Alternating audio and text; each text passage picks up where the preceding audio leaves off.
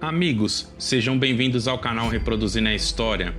O tema deste vídeo é como que os Estados Unidos se tornaram a maior potência do mundo. Como todos nós sabemos, os Estados Unidos são a maior potência econômica e política do planeta, com interesses globais gigantescos. Seu PIB é basicamente um quarto de todo o PIB global. Isso sem falar nos investimentos militares, que são quase idênticos aos somados de todos os outros países do mundo juntos.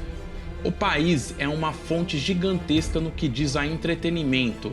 A televisão, os filmes de Hollywood e os estilos musicais como blues, jazz, rap e rock são marcas fortes da cultura pop mundial. Os Estados Unidos nasceram após uma revolução que os separou da coroa britânica.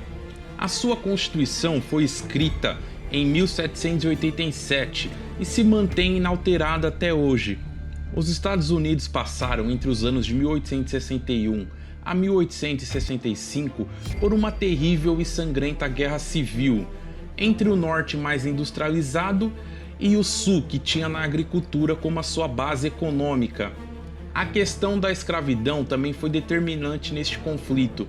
O governo central do norte era abolicionista, já o sul era a favor da manutenção da escravidão. Ainda em guerra, em janeiro de 1865, a escravidão foi finalmente abolida pelo então presidente Abraham Lincoln. No fim, o governo central e mais organizado venceria o conflito. No século XIX se expandiriam a oeste, através de compras, acordos e guerras contra o México. E assim era formado o território dos Estados Unidos que conhecemos hoje. Antes de eu começar a responder como os Estados Unidos se tornaram a maior potência global, se você não é inscrito em nosso canal, se inscreva já. As suas inscrições, as suas curtidas são muito importantes para o nosso crescimento. Ao chegarmos aos 1000 inscritos, sortearemos em nossas páginas estes 2 livros. Desde já, eu conto com a sua ajuda.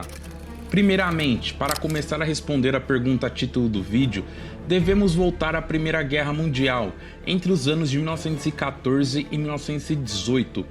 Quando esta guerra começou, os Estados Unidos se mantiveram neutros por um certo tempo, até que em abril de 1917 declarariam guerra à Alemanha, entrariam na guerra ao lado de França e Reino Unido, que venceriam o conflito. Com os países europeus literalmente quebrados economicamente e tendo que se reconstruir depois do trauma da Grande Guerra, os Estados Unidos, como não tiveram confrontos em seu território, a sua industrialização seguiu a todo vapor, enquanto os europeus, como eu disse, estavam em frangalhos, principalmente a Alemanha, que foi a grande perdedora deste conflito. Mas foi somente após o término da Segunda Guerra Mundial, em 1945, que os Estados Unidos emergiram como uma potência global. Até 1941, os Estados Unidos se mantinham com uma certa neutralidade na guerra.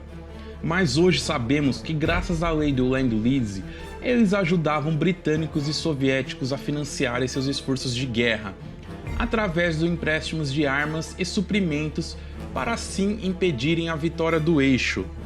Com a Europa toda destruída, quebrada ao final da guerra, os Estados Unidos se viram na necessidade de reconstruir a Europa. Primeiramente, para garantir futuramente um grande mercado para sua produção, e segundo, para evitar o avanço do comunismo que rondava a Europa. Pois no final da Segunda Guerra Mundial, uma outra superpotência surgiu, a União Soviética. Então nasceria assim o Plano Marshall, que se baseava em empréstimos longos e a juros baixos, como eu citei, para reconstruir o continente europeu e manter agora estes países na sua esfera de influência.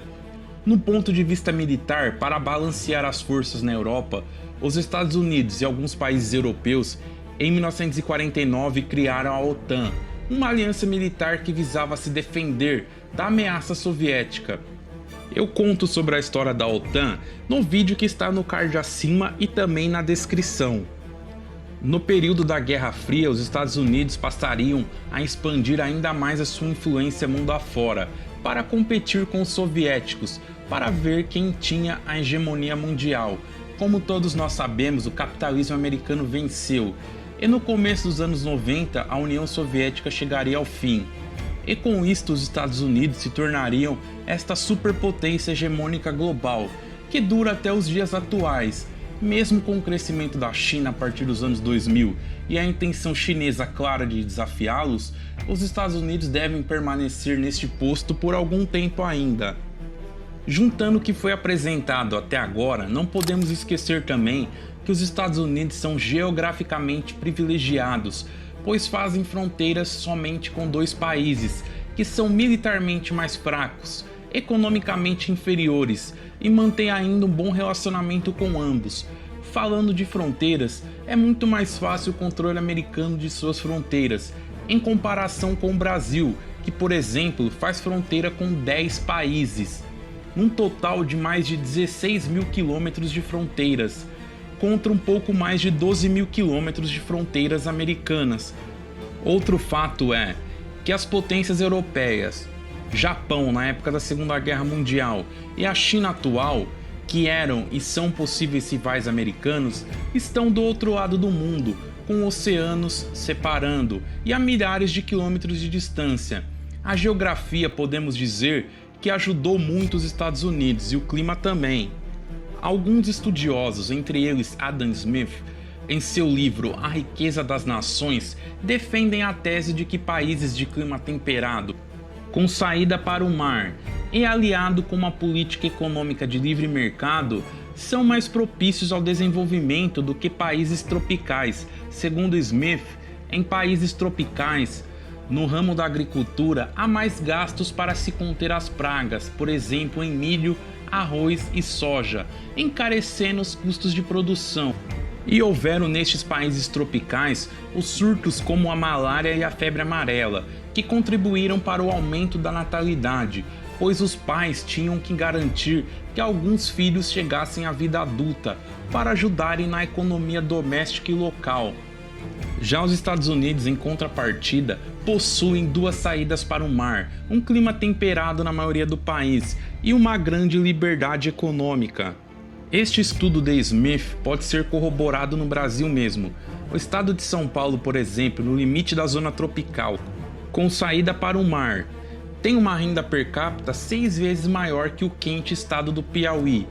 Chegamos à conclusão que os Estados Unidos são essa superpotência devido principalmente à sua posição geográfica, seu clima ser majoritariamente temperado, a uma economia capitalista de livre mercado e as duas guerras mundiais terem acontecido em sua grande maioria em solo europeu. Concordam ou discordam? Existem outros fatores que não foram citados aqui no vídeo? Cite-os nos comentários.